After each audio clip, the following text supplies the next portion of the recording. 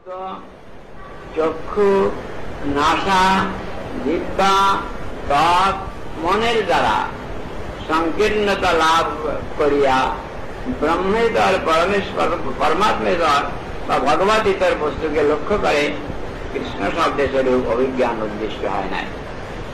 অদক্ষজ, অপ্রাকৃত, অতীন্দ্রিয় প্রভৃতি শব্দসমূহ নিয়তি ধারণার প্রচারিত হওয়ায় মানবের মনকল্পিত তুলিকায় চিত্রিত ব্যাপারগুলি বাস্তব সত্য হইতে পৃথক। ভূতাকাশের মিশ্রভাব যে শব্দকে বিপন্ন করে সেই পক্ষে বাস্তব বস্তু হইতে পৃথক হইয়া যায়। বিষয় ও আশ্রয়ভেদে বৈচিত্র্য সমস্ত অবস্থিত। শ্রী চৈতন্য চরিতামৃতে বলছেন যে শব্দ ব্রহ্ম শব্দটার অর্থ কি? ব্রহ্ম শব্দে মুখ্য অর্থ কহে ভগবান। ব্রহ্ম শব্দের মুখ্য অর্থতে ওর নাম কি না ভগবান। সংকর্ষণ সূত্র ব্রহ্ম শব্দের দ্বারা বিষ্ণুকে লক্ষ্য করেছেন। ভাগবতের শেষে আমরা একটি শ্লোক দিতে পাই, সর্ব বেদান্ত সারম যদ ব্রহ্মাত্মাইক পঞ্চলক্ষণম বস্তদ্বিতীয়ম পরনিষ্ঠম কেবলৈক কৈবল্য প্রয়োজনম। শব্দ মাত্রেই দুই প্রকার বৃত্তি, বিদ্যত বৃত্তি, অজ্ঞতারই বৃত্তি। যে শব্দের বৃত্তি কৃষ্ণ, বিষ্ণু, শ্রী চৈতন্য হতে তফাৎ হয়ে অন্য কিছু উদ্দেশ্য করে তা শব্দের অবিদ্য দৃঢ়ী। যে সকল শব্দ আমাদেরকে আমৃত্যুগিরি করে, আমাদের ভোগের কাজ যদি চালিয়ে দেয়, সেই সকল ভোগসাধক শব্দ জগৎ বস্তু হতে অনেক পৃথক।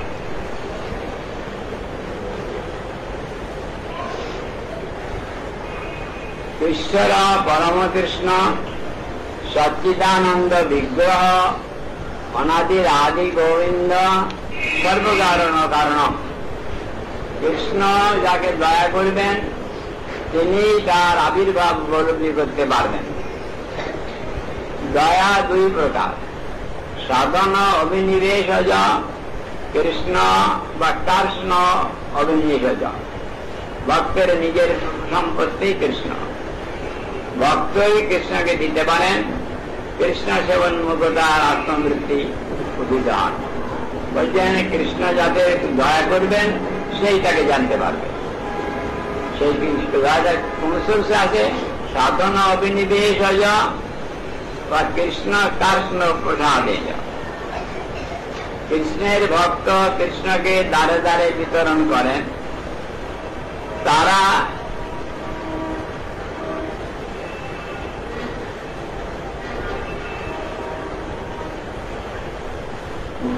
যখন বাধ্য হয়ে তারা প্রতিবার পূজা করে যায়, আমরাও সেরূপ কৃষ্ণ ভজন উৎসবে পরিচিত বিশিষ্ট না হইলেও কৃষ্ণ ভক্তগণ সকল লোকের দ্বারে দ্বারে গিয়ে সাক্ষাৎ কৃষ্ণ শ্রীনাম বিতরণ করেন। ঠাকুর পূজার অন্য কোনো বাড়িতে ঠাকুর ফেলে যাওয়ায় নেয় শ্রী গৌর সুন্দর সর্বচেতনময় নৃত্য বাস্তব অবস্থা শ্রীনাম সকলের দ্বারে দ্বারে বেরিয়েছেন। কৃষ্ণ হতে শুনেছে না হলে কৃষ্ণ নাম উচ্চারণ করা যায় না। নাম সংকীর্তন মানে কৃষ্ণ প্রাপ্তি।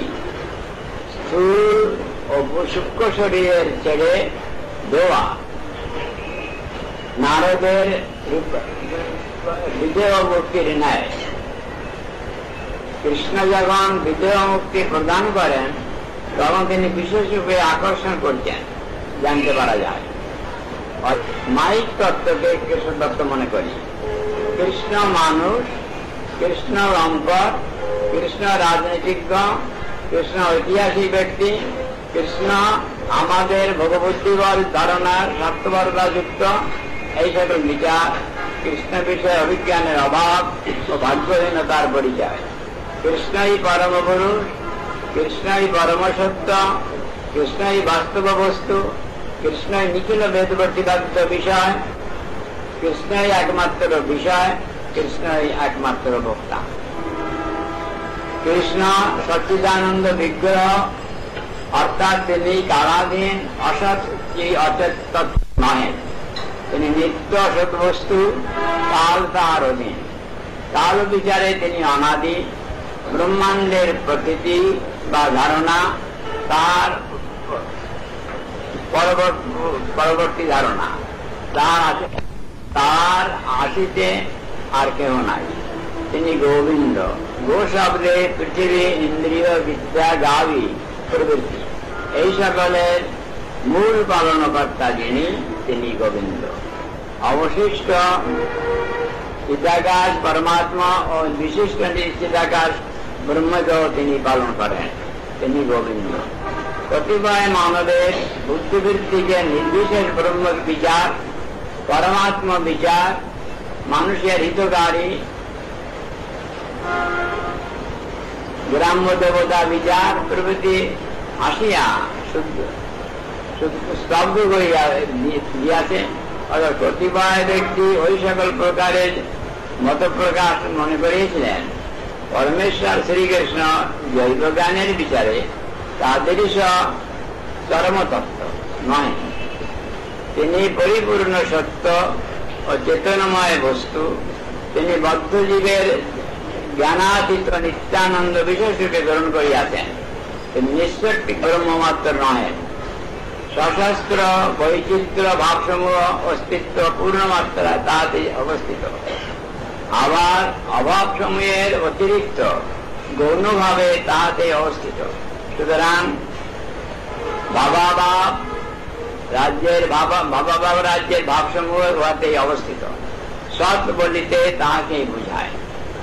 শুদ্ধ চিত অনুভূতির আনন্দদায়ক বস্তু অসৎ, আর নিত্যকাল আনন্দময় বস্তু সৎ। তিনি চিত অর্থাৎ পরিপূর্ণ চেতনময়। অজ্ঞানী জীবগণ তাহাদের ক্ষুদ্র জৈব জ্ঞানে মূর্খতাক্রমে যাহাকে শেষ প্রাপ্য বলিয়া মনে করিয়াছেন, সেটি অচিত, শেষ স্থান চেতনা।